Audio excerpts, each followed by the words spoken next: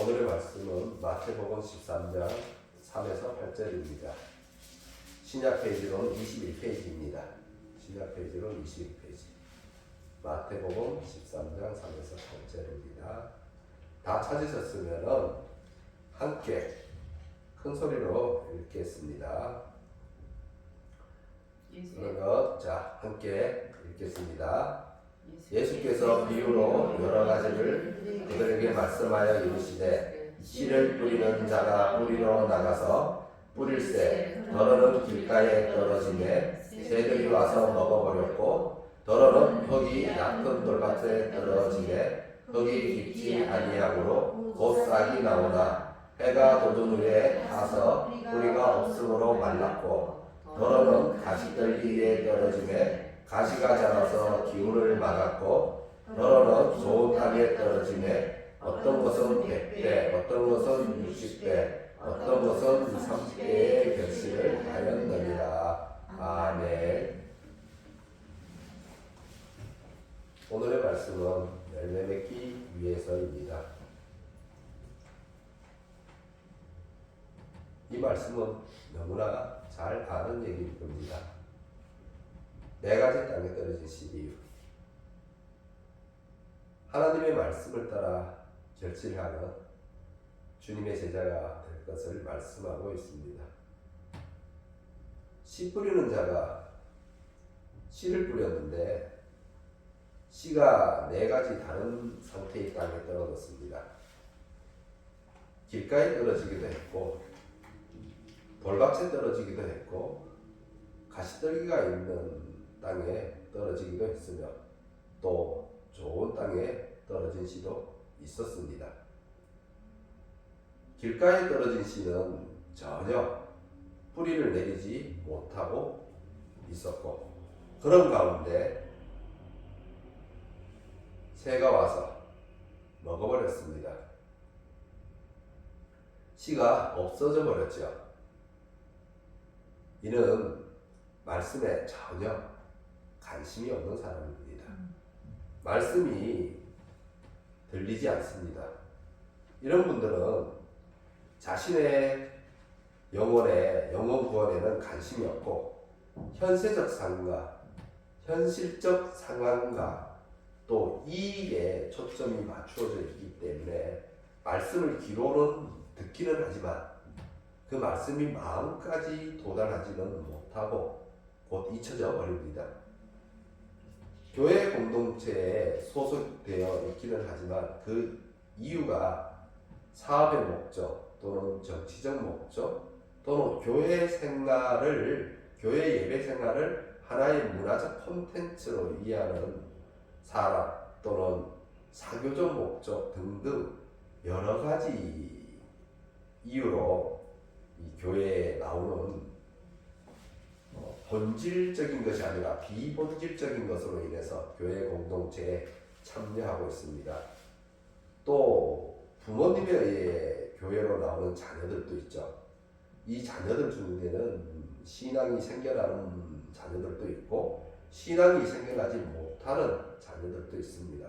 그럴 때 신앙이 생겨나지 못하는 자녀들 같은 경우는 자기가 왜 예수님을 믿어야 되는지도 모르고 또 왜 하나님의 말씀을 듣고 받아들여야 하는지도 모릅니다. 따라서 이런 자녀들은 하나님의 말씀이 마음에 심겨질 수가 없습니다. 우리는 이렇게 본성적으로 하나님을 즐겨 찾는 존재가 아니었는데 우리는 하나님의 말씀에 별로 관심을 갖지 않을 뿐만 아니라 하나님의 말씀을 듣고 싶어 하지도 않습니다. 왜냐하면 하나님의 말씀을 따라 살아가고 싶지 않기 때문이죠. 도리어 하나님을 이용하여 현세적 안정과 또 자신의 문제 해결 그리고 기복신앙을 추구하려고만 할 뿐입니다. 이는 우리가 하나님의 말씀을 받아들이기 전 생명이 우리 안에서 나타나지 않을 때 우리의 모습이었습니다. 그럼 이제 그 다음 돌밭에 떨어진 씨입니다. 흙은 별로 없고 돌멩이들만 많이 있으므로 씨가 뿌리를 내리는데 흙이 아니므로 뿌리가 다 드러납니다. 그러다 해가 중천에 떠오르니 햇빛이 강해서 뿌리가 다 타버리고 말았습니다. 이런 사람을 가르쳐 주님은 환난이나 박해 때 넘어지는 사람이라고 말씀하고 있습니다. 오늘날 우리나라는 예수님을 믿는다고 큰 환난이나 박해를 받는 일은 없을 겁니다. 하지만 교회 내 신앙생활을 하다 보면 어려움과 시련에 부닥칠 때가 있습니다. 길가와 같이 말씀을 원하지 않던 사람이 언젠가부터 말씀이 조금씩 들어오기 시작하는데요. 좀 마음 먹고 제대로 신앙생활을 하려고 하니까 어디선가 갑자기 돌직구가 날아듭니다. 내가 신앙생활을 하고 섬김이나 봉사를 하는데 뭐가 못마땅한지 딴지를 걸거나 이래라 저래라 참견을 하거나 충고한다 치고 자꾸 잔소리를 하는 사람이 나타나죠. 이러면 마음이 상하고 상처가 되어버립니다. 또 나만 보면 만만하게 보고 나를 우습게 대하는 사람이 있고 또 이로 인해서 마음이 상하게 되는데 또 남을 부려먹으려고 하거나 이용해 먹으려고 하는 사람이 있습니다. 그리고 고압적으로 구는 사람도 있습니다. 이렇게 앞에서 돌직구를 날리는 사람이 있는가 하면은 또 돌이 컵으로 날아오는 경우도 있습니다. 돌멩이가 직접 단단하게 날아오는 것이 아니라 이렇게 휘어서 내게 날아오는 경우가 있는데 어디선가 다른 사람이 입을 통해서 나에 관한 말들이 들려오기 시작합니다. 앞에서는 직접적으로 돌직구를 던지지 않지만 뒤에서 남의 흉을 보는 거죠. 뒤에서 남의 말을 하는 겁니다. 그래서 몇 사람의 입을 거치고 나면 빙 돌아서 내기에 나에 관한 말들이 들려옵니다. 이렇게 교회 내에는 남에게 상처를 주는 돌멩이와 같은 사람이 얼마가 있는데요. 교회는 거룩한 사람들이 모인 것이 아닙니다. 교회는 세상에서 돌멩이였던 사람들을 모아놓은 돌밭입니다. 처음부터 거룩한 존재를 모아놓은 것이 아니라는 거죠. 하나님께서 돌멩이의 모난 부분을 깎아내었다고 해도 여전히 아직은 우리가 돌멩이일 수 있다는 겁니다. 그 돌밭에서 돌멩이들을 집어들고 다른 성도들에게 던집니다. 돌직구가 되었던 돌이 컵으로 날아왔던 내 마음에 날아온 돌들이 내 마음에 하나씩 쌓이다 보면은 어느새 내 마음밭도 돌밭이 되어버려 있습니다. 이렇게 돌밭과 같은 교회 내 환경에서 신앙생활을 하다 보니 말씀으로 양육을 받기도 전에 내 마음은 새카맣게 다 타버리고 말아버렸습니다. 뿌리가 햇볕에 새카맣게 타버리고 말듯이 말입니다. 그리고 나도 어느새 돌멩이를 집어들고 던지는 사람이 됩니다. 내 마음 돌밭에 있는 돌멩이 하나를 주어서 덜지요. 그리고 나에게 돌멩이를 날리는 사람에게 같이 돌멩이를 날립니다. 내가 가만히 있으니 나를 바보가 하나 같이 맞받아 버려야지. 그러면 두 번 다시는 내게 함부로 대하지 않겠지 하고 나도 돌멩이를 주워 들고 맞대응하게 됩니다. 그렇기 때문에 우리는 영적으로 깨어 있어야 합니다. 누구나 자기 자신이 돌밭에 있는 돌멩이가 될 수 있기 때문입니다. 돌밭에 있는 돌멩이를 집어들 수 있기 때문입니다. 유대인들은 돌을 던져서 스데반의 육신을 죽였지만은 우리 교회 안의 성도들은 입에서 나오는 말의 돌멩이로 상대방의 마음과 영혼을 죽여버립니다. 그런데 우리는 누구나 뭐라고 하냐면 나 자신은 그런 사람이 아닐 거라고 예수님의 제자처럼 항변하며 주장하고 있습니다. 마태복음 26장 21절 22절을 보면은 예수님께서 제자들에게 너희 중 한 사람이 나를 팔리라 라고 하니까 제자들이 뭐라고 합니까? 항변하여 주장하기를 각각 여짜오되 주여 나는 아니지요 라고 항변합니다. 이와 같이 우리도 나는 돌멩이를 던지는 사람이 아니에요. 나는 아니에요. 라고 항변하여 주장할 수 있겠지만 과연 이를 장담할 실력을 갖추고 있는지 자신을 돌아볼 필요가 있습니다. 이런 돌밭에서는 하나님의 말씀이 뿌리를 내릴 여지가 별로 없습니다. 매우 힘든 상황이죠. 하나님의 말씀으로 살아가려고 애를 써봐도 어떻게 됩니까?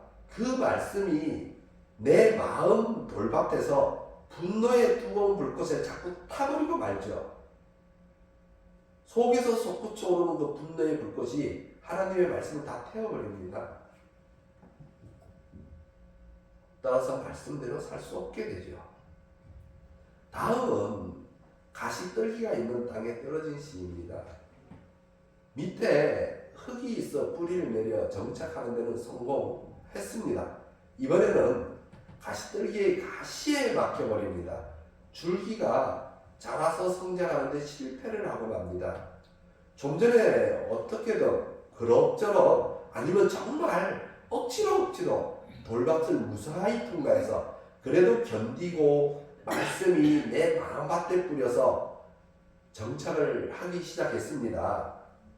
뿌리를 내리고 정착을 했습니다. 그래서 이제 마음 좀 먹고 신앙생활을 제대로 해보려고 하는데 내 앞에 가시나무 밭이 펼쳐져 있는 겁니다. 가시나무 밭을 통과하자니 온몸이 찔리고 긁히고 피가 나는 거죠. 그래서 두렵습니다. 자신의 세상에서의 삶이 자신의 신앙생활과 부닥치는 겁니다. 삶과 신앙이 같이 가지를 못하고 삶이 신앙을 짓밟아버리죠. 직장일이 바빠 예배를 드리러 나오기가 쉽지 않죠. 특히 예배날과 겹쳐 일을 해야 하는 경우가 있습니다. 예배를 드려야 한다는 생각만 있지 예배를 드리러 나가기가 쉽지 않습니다. 예배날 근무를 거부하고 예배를 드리러 나간다. 그러면 내게 상당한 불이익과 따가운 은총을 감당해야 합니다. 이렇게 돈을 버는 일과 신앙생활은 여러 면에서 부딪히는 경우가 생겨납니다. 또 학생들 같은 경우는 어떻습니까? 학생들 같은 경우는 시험 기간이 다가오면 예배를 빠지기도 하는데 특히 대학 정시와 같은 시험이라면 더욱 그렇죠. 만약 내가 예배날 공부를 포기하고 하나님께 나아가 예배를 드리기로 마음먹었다면 내 성적에 대한 불이익은 감수를 해야 합니다. 손해를 고스란히 떠안을 수밖에 없죠.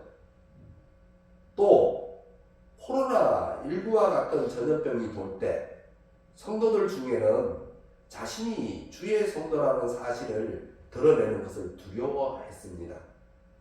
왜냐하면 내게 불이익이 닥치는 것이 싫어서였죠. 그리고 불신자의 가정에서 신앙생활을 할 때도 마찬가지입니다. 내가 예수님을 믿는 것이 집안의 종교나 가치관과 부딪힙니다. 기독교 집안에서 태어난 사람들은 이 문제에서 자유롭겠지만 불신자 가정 또는 불교 가정에서 신앙생활을 하다 보면 별 문제가 없는 경우도 있습니다. 그렇지만 심히 구박을 받는 사람도 있습니다. 내가 꿋꿋이 신앙생활을 하려면 가족과의 불안은 감수해야 하죠. 그리고 또 몸이 연약하고 아픈 사람들이 있을 겁니다. 걷기도 힘들고 몸을 거동하기도 힘듭니다. 그럴 때는 정말 온 힘을 내서 억지로 교회로 나와 예배를 하게 되는데요. 이러한 노력 과정에서 매우 힘들고 고통스럽다는 거죠. 그러다 보니 그냥 교회에 나가지 말고 집에서 예배를 드리면 안 될까 하는 생각이 들기도 합니다. 이런 생각은 항상 나를 시험대에 위에 올려놓게 됩니다. 그 외에도 열거하지 못한 여러 가지 어려움이 많이 있습니다. 이러한 가시나무들이 언제든지 성도의 삶 앞에서 자라나고 있습니다. 이렇게 항상 신앙생활은 세상의 삶이라는 가시나무 밭을 통과하려면 불이익이나 어려움을 감수할 수밖에 없게 되는데요. 그러다 보면 마음에 시험이 들어오기 시작합니다. 이렇게 성도는 돌밭이나 가시나무 밭에서 이 시험을 받을 수밖에 없게 되어 있습니다. 네 번째 땅인 좋은 땅은 설명할 필요가 없겠죠. 당연히 씨가 잘 자랄 테고 줄기도 무럭무럭 잘 자라 큰 나무가 됩니다. 많은 열매를 맺죠. 30배, 60배, 100배의 열매를 맺습니다. 좋은 땅이다 보니 하나님의 말씀이 무럭무럭 잘 자라 생명나무의 열매를 풍성히 맺습니다. 그렇다면 여기서 한 가지 생각을 해봐야 하는데, 옥토의 마음을 지니지 못하는 사람은 천국에 들어가지 못할까요? 천국에 들어갈 수 없다고 예수님께서 지금 말씀하시는 걸까요? 우리는 본성적으로 부패하고 타락하여 선에 대해서 전적으로 무능했지 않습니까? 선에 대해서 전적으로 무능하니 그렇다면 30배, 60배, 100배의 열매를 맺는 거룩한 능력을 스스로 소유할 수 있을까요? 시편 14편은 이에 대해 이렇게 말합니다. 시편 14편 2절, 3절 우리 다 같이 한번 읽어보겠습니다. 구약 페이지로는 811페이지입니다.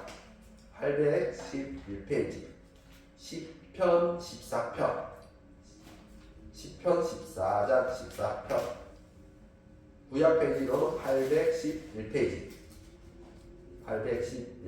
14편 2절 3절입니다. 자, 다 찾으셨으면 함께 읽어보겠습니다. 읽겠습니다. 여호와께서 하늘에서 인생을 보고 살피사 지각이 있어 하나님을 찾는 자가 있는가 보려 하신즉 다 치우쳐 함께 더러운 자가 되고 선을 행하는 자가 없으니 하나도 없도다. 아멘. 하나님께서 하늘에서 살피사 선한 자를 찾지만 한 명도 찾을 수 없다고 말하고 있습니다. 그렇다면 과연 옥토의 마음을 지닐 수 있는 실력을 어떻게 갖출 수 있겠습니까? 예수님께서는 왜 이 비유를 말씀하셨을까요? 우리 보고 너희는 옥토와 같은 마음을 지녀라 라고 요구하기 위해서 하신 말씀일까요? 당연히 그러한 요구를 하고 계시는 말씀이 맞습니다. 그러나 또 한편 예수님은 이미 우리가 그런 실력이 없다는 것을 알고 있습니다. 시편 14편에서 이미 말하고 있지 않습니까? 우리가 어떤 존재인지 말하고 있지 않습니까? 선한 자가 있는지 찾아보려 해도 한 명도 없다는 것을 알고 있습니다. 자, 그럼 이번에 이사야 57장 17절을 다 같이 읽어보겠습니다. 이사야 57장 17절은 구약 페이지로 1038페이지 1038페이지 구약 페이지로 1038페이지 이사야 57장 17절 이사야 57장 17절 이사야 57장 17절 다 같이 찾으셨으면 읽어보겠습니다. 그의 당신의 재앙으로 말미암아 내가 노하여 그를 쳤으며 또 내 얼굴을 가리고 노하였으나 그가 아직도 패역하여 자기 마음의 길로 걸어가도다. 사람은 부패하고 타락하여서 전적으로 무능하기 때문에 이렇게 하나님께 매를 맞는데도 불구하고 바른 길로 돌아올 수 없다는 것을 말하고 있습니다. 사람은 그런 능력이 없다는 거죠. 그래서 하나님은 자, 그 다음 절에 우리 18절 이렇게 말하는데 18절도 우리 한번 읽어보겠습니다. 18절입니다. 바로 아까 그 17절 뒤에 1038페이지 57절 뒤에 18절입니다. 1038페이지 이사야 57장 18절 이사야 57장 18절 1038페이지 18절 자, 그러면 다 같이 읽어보겠습니다. 내가 그의 길을 보았은즉 그를 고쳐줄 것이라. 그를 인도하여 그와 그를 슬퍼하는 자들에게 위로를 다시 얻게 하리라. 하나님께서 우리가 걷는 길을 보고 있습니다. 우리의 길이 삐뚤어져 있음을 보고 있습니다. 그래서 고쳐주시겠다고 하는 거죠. 우리를 버리시겠다고 하는 것이 아니라 고쳐주시겠다고 합니다. 우리를 향한 예수님의 사랑이며 위로의 약속입니다. 그런데 그러면 어떻게 고쳐주신다고 하고 있습니까? 우리를 인도해서 고쳐주시겠다고 합니다. 예수님은 능력도 없고 실력도 없고 그런 연약한 존재인 우리를 이끌고 이 바로 오늘의 본문 이 비유의 길, 이 비유의 가정을 지나서 돌밭과 가시나무 밭을 지나서 옥토에 좋은 땅으로 인도하신다는 거죠. 이에 대해 다윗이 노래한 시편 23편 1에서 4절을 다 같이 읽어보겠습니다. 시편 23편 구약 818페이지 구약 818페이지 시편 23편 시편 23편 1절에서 4절 읽어보겠습니다. 818페이지 구약 자 찾으셨으면은 우리 자 1절에서 4절 다 같이 읽겠습니다. 여호와는 나의 목자시니 내게 부족함이 없으리로다. 그가 나를 푸른 풀밭에 누이시며 쉴만한 물가로 인도하시는도다. 내 영혼을 소생시키시고 자기 이름을 위하여 의의 길로 인도하시는도다. 내가 사망의 음침한 골짜기로 다닐지라도 해를 두려워하지 않을 것은 주께서 나와 함께 하심이라. 주의 지팡이와 막대기가 나를 안위하시나이다. 아멘. 목자가 양들을 사망의 음침한 골짜기, 험한 계곡길, 거칠고 높은 황량한 산길로 인도하는 것은 누일만한 풀밭과 쉴만한 물가로 인도하기 위함입니다. 따라서 양은 목자를 따라가야만 그곳에 도착할 수 있는 거죠. 그 험한 길을 지나가야 합니다. 우리의 마음 같아서는 그냥 평안한 대로를 통해서 누울 만한 풀밭과 쉴 만한 물가로 가고 싶겠죠. 차를 몰고 고속도로를 달려서 가고 싶을 겁니다. 하지만 평안한 대로를 통해 가는 곳은 이미 세상 사람들도 다 가서 그곳을 차지하고 있습니다. 우리가 누울 만한 한 줌의 장소도 찾을 수 없습니다.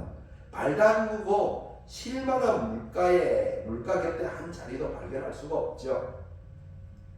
결국 그곳에서는 내 힘으로 세상 사람들과 싸워서 뺏어야 합니다. 경쟁에 내몰리게 되죠. 그래서 하나님은 우리 보고 목자를 따라가라 하는 거죠. 목자를 따라 돌밭과 가시나무 밭길을 지나가라고 말씀하고 계신데, 그러니 우리도 그 길을 가야 하지 않습니까? 목자를 따라 돌밭과 가시나무 밭길을 지나가면 하나님은 그곳에 좋은 땅을 준비해 놓고 기다리고 계십니다. 그곳에 누울 만한 풀밭과 쉴 만한 물가가 준비되어 있는 것이죠. 돌밭과 가시나무 밭길은 세상 사람들이 가기 싫어하지 않습니까? 따라서 그 너머에 누울 만한 푸른 풀밭과 쉴 만한 물가가 있다는 사실을 알지 못합니다. 이것이 하나님의 지혜입니다. 이에 대해 예수님께서 말씀하신 이번엔 마태복음 10장 16절을 다 함께 읽어보겠습니다. 마태복음 10장 16절. 마태복음 10장 16절 오늘 본문의 앞에 석장 앞이죠. 10장이니까 마태복음 10장 16절 앞에 PPT도 나와 있고요. 자, 신약 페이지는 15페이지입니다. 15페이지고 PPT도 나와 있습니다. 자, 찾으셨으면 우리 다 함께 읽어보겠습니다. 자, 읽겠습니다. 보라, 내가 너희를 보내니 양을 이리 가운데로 보낸가 같도다. 그러므로 너희는 뱀같이 지혜롭고 비둘기같이 순결하라. 아멘. 예수님께서 12제자를 파송하면서 하시면서 하신 말씀입니다. 제자들을 보내니 양을 이리 가운데 보낸 것과 같다고 합니다. 말 그대로 예수를 증거하는 삶, 그리스도인으로 사는 삶은 고난 가운데 던져진 삶이죠. 그래서 예수님은 뭐라고 합니까? 너희는 뱀같이 지혜롭고 비둘기같이 순결하라고 했습니다. 여기서 뱀같이 지혜롭다라는 말씀이 무슨 뜻일까요? 이 뱀같이 지혜롭다는 말을 어떤 목사님들은 창세기 3장에 비교해서 하나님이 지으신 동물 중에 가장 강교한 동물이라 해서 이 히브리어 아룸을 쓰는데요. 아룸은 부정적으로는 강교한, 교활한 이런 뜻인데 긍정적으로는 지혜로운, 슬기로운, 현명한이라는 뜻이 있어서 이것이 부정적으로 쓰면 강교한 동물이지만 긍정적으로 쓰면 지혜로운 동물로 쓰입니다. 그래서 이 말에 비추어서 아룸을 설명하고 있는데 뭐 이렇게 설명한다고 해서 뭐 크게 나쁠 것 같지는 않지만 그러나 바로 마태복음 이 10장 16절에서 말하는 이 뱀같이 지혜롭다는 이 지혜와는 받지 않는 얘기입니다. 이 지혜의 얘기는 아니고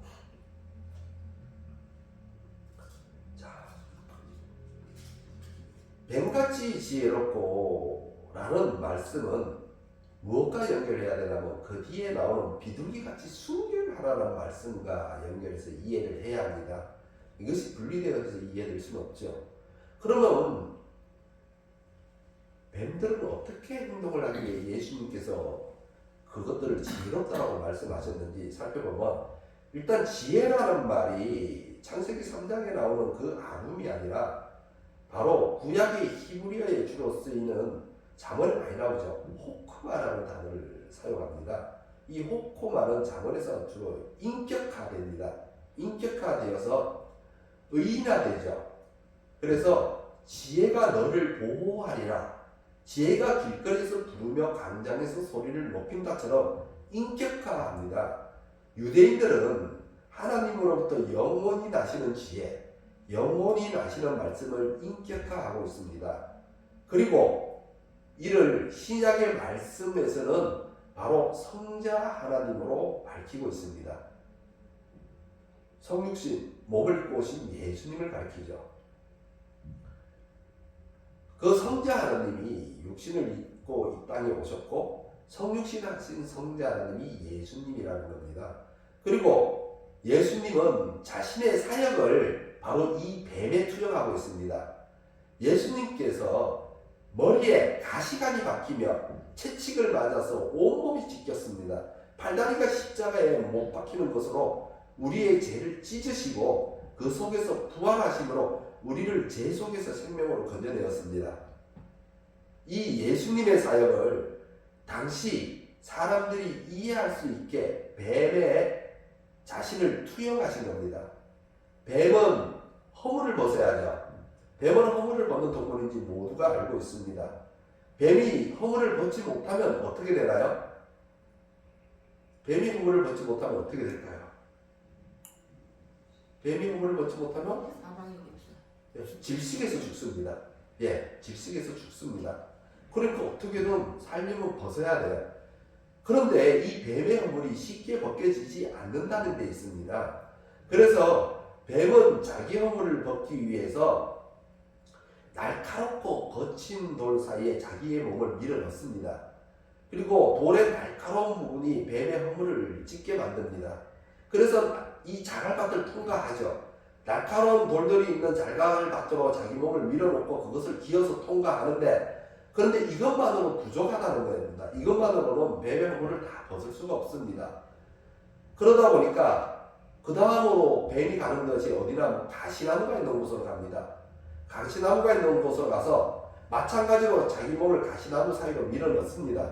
가시나무의 가시들이 뱀의 허물을 활키워냅니다. 그런데 뱀은 돌밭과 가시나무 사이를 지나며 자신의 허물을 벗겨내므로써 자신의 허물을 찢어내고 그리고 생명을 획득하게 됩니다. 이러한 뱀의 행동에 예수님이 자신의 사역을 투영하신 거죠. 예수님께서 가시에 찔리고 채찍에 맞아 피부가 찢어지고 십자가에 못 박히심으로 우리의 죄를 찢으신 것처럼 우리도 우리의 목자 되신 예수님의 인도함을 따라서 자갈밭과 가시나무 밭을 통과할 수밖에 없습니다. 자갈밭을 걸어보시면 알지만 한 요만요만하고 크지도 않은 돌멩이가 있는 돌밭을 걸어보면 걸어가기가 매우 힘듭니다. 발을 제대로 디딜 것이 없다 보니까 발목이 자꾸 꺾여서 삐끗하죠.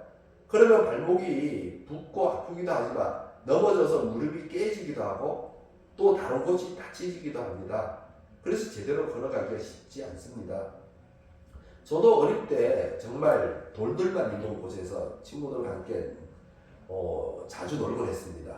그때는 몸이 작고 어릴 때라 그곳에서 다닐 수가 있었지만 그래도 가끔가다 무릎이 깨지곤 했습니다. 넘어져서 정말 살살밭은 통과하기가 쉽지가 않습니다. 그리고 가시나무 밭을 통과한다는 것이 얼마나 힘든 일인지 굳이 말을 하지 않아도 잘 아실 겁니다. 하지만 예수님은 우리를 보고 자갈밭과 가시나무 밭을 통과해야 한다고 하는데 자갈밭과 가시나무 밭을 통과하면서 우리 속에 있는 죄의 허물을 찢어내라고 하십니다. 예수님께서 십자가에 매달리신 사건은 예수님께서 의의 옷으로 우리의 죄와 허물을 덮어주신 사건이죠. 이는 너무나 잘 아는 사건입니다. 따라서 우리의 죄와 허물은 여전히 예수님의 그 의의 옷 밑에 숨어 있습니다. 사라진 것이 아니라. 그래서 그 옷 밑에서 힘을 발휘하려고 하고 예수님의 의의 옷을 벗겨내려고 하고 있습니다. 그래서 생명의 법과 죄와 사망의 법은 우리 안에서 싸우고 있는 거죠. 따라서 예수님은 생명의 법을 따라서 우리 자신으로 하여금 죄와 사망의 법을 찢어내어서 그 구속으로부터 자유하라고 하는 거죠. 죄와 사망의 법을 찢어내고 죄와 사망의 법의 구속에서 자유할 때 비로소 비둘기같이 순결하게 됩니다. 자갈밭과 가시나무밭을 통과했을 때 좋은 땅을 발견하는 것처럼 말입니다. 세상이 주는 유혹, 세상이 주는 어려움, 세상이 주는 핍박, 세상이 주는 두려움, 그러한 것들에서 더 이상 세상에 묶이지 않고 자유하게 순결하게 하나님 인도하시는 길로 내 발을 들여놓을 수 있게 됩니다. 내가 할 수 있는 것이 아니라 예수님이 인도하시는 길을 따라갈 때 말입니다. 그렇게 되어집니다. 따라서 우리는 예수님의 요구에 응하고 예수님의 인도를 따라서 가야 합니다. 이제 말씀을 정리해 보겠습니다. 사랑하는 성도 여러분, 우리는 비록 예수님으로 인해 의인이라 칭함을 받고 있습니다.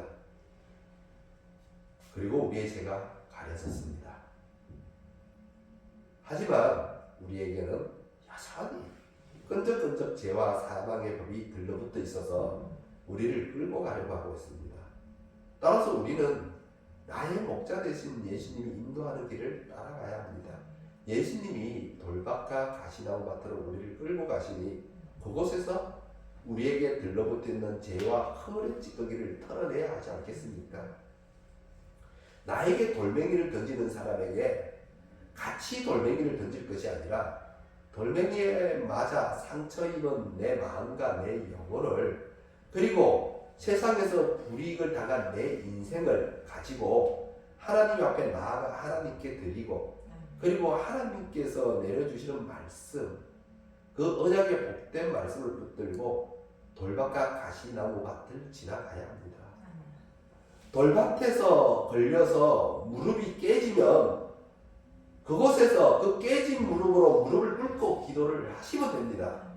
가시나무 밭에서 가시에 찔리고 핥혀지면 그곳에서 우리를 치료하시는 하나님의 말씀을 붙드시고 기도를 하시면 됩니다. 그러면 내게 붙어있던 죄와 사망의 법이 떨어져 나가고 비둘기같이 순결해지기 시작합니다.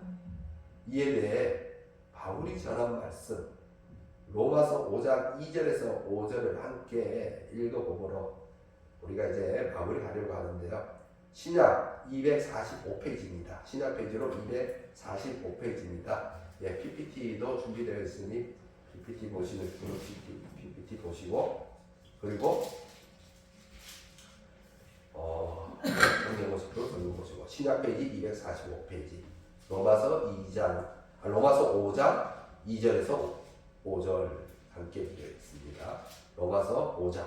자, 그러면 우리 다 같이 다 찾으셨으면 로마서 5장 2절에서 5절까지 자 찾으셨으면 읽겠습니다. 또한 그로 말미암아 우리가 믿음으로 서 있는 이 은혜의 들어감을 얻었으며 하나님의 영광을 바라고 즐거워하느니라. 다만 이뿐 아니라 우리가 환난 중에도 즐거워하나니 이는 환난은 인내를, 인내는 연단을, 연단은 소망을 이룬 줄 알미로라. 소망이 우리를 부끄럽게 하지 아니하면 우리에게 주신 성령으로 말미암아 하나님의 사랑이 우리 마음에 부음바 되니. 사랑하는 성도 여러분, 우리는 예수님으로 말미암아 의미라 칭함을 받고 우리의 죄가 가려지는 은혜의 들어감을 얻었습니다. 따라서 우리는 하나님의 영광 안으로 들어가 그 영광을 누리기 위해서는 환난에 대해 인내를 통해 연단을 통해 소망을 이루어 나가야 합니다. 그리고 그 소망은 우리에게 부끄러움이 아니라 영광을 안겨줍니다. 사랑하는 성도 여러분, 돌박과 가시밭길을 인내로 통과하며 연단을 통해 옥토밭에 이르러 30배, 60배, 100배의 열매 맺는 예수님의 작정이 여러분에게 나타나기를 주님의 이름으로 기원합니다. 아멘. 기도하겠습니다.